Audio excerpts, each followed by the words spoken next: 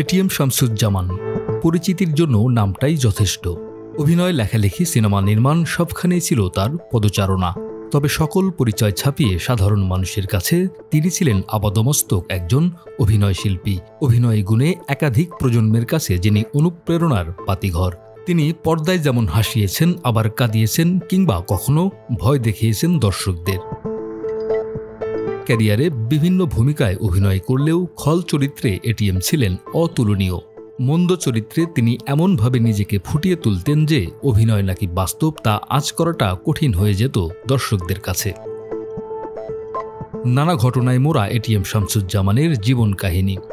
Cinema পাড়ায় একটা ঘটনা প্রচলিত রয়েছে যে একদিন জুম্মার দিনে গোসল করে পাজামা পাঞ্জাবি পরে যখন মসজিদে যাচ্ছিলেন তখন এক লোক এটিএমকে জিজ্ঞেস করলেন, কোথায় যাচ্ছেন? এটিএম বললেন, মসজিদে যাচ্ছি। লোকটি তখন বললেন, জুম্মার নামাজ পড়ে আপনার লাভ কি? জীবনে এত আকাম করেছেন, বুঝতে পারছেন না? আপনি একটা বাজে লোক।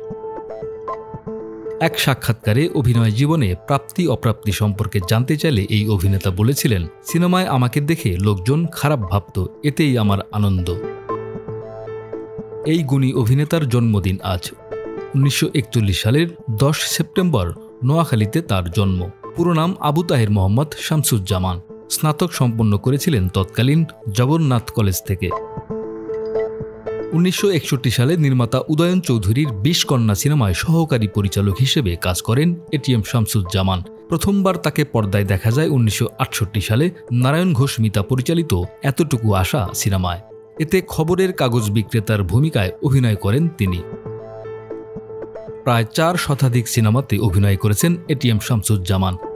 তার অভিনীত সিনেমার মধ্যে ওরা 11 জন, লাঠিয়াল, নয়নমণি, অশিক্ষিত, গোলাপি এখন ট্রেনে, পদ্মা, মেঘনা, যমুনা, স্বপ্নের নায়ক, অনন্ত প্রেম, এমিলের গোয়েন্দা বাহিনী, 1000 বছর ধরে, মোল্লাবাড়ির বউ, গেরিলা, চোরাবালি ইত্যাদি উল্লেখযোগ্য। এটিএম শামসুজ্জামান স্বীকৃতি হিসেবে পেয়েছেন কোটি দর্শকের ভালোবাসা, সেই সঙ্গে 5 বার জাতীয় চলচ্চিত্র পুরস্কার। 2015 সালে পেয়েছিলেন রাষ্ট্রের দ্বিতীয় সর্বোচ্চ সম্মাননা 21 পদক। 2021 সালের 20 ফেব্রুয়ারি সবাইকে কাঁদিয়ে না ফেরার দেশে পাড়ি জমান এই গুণী অভিনেতা। ডেস্ক রিপোর্ট, আমাদের সময়।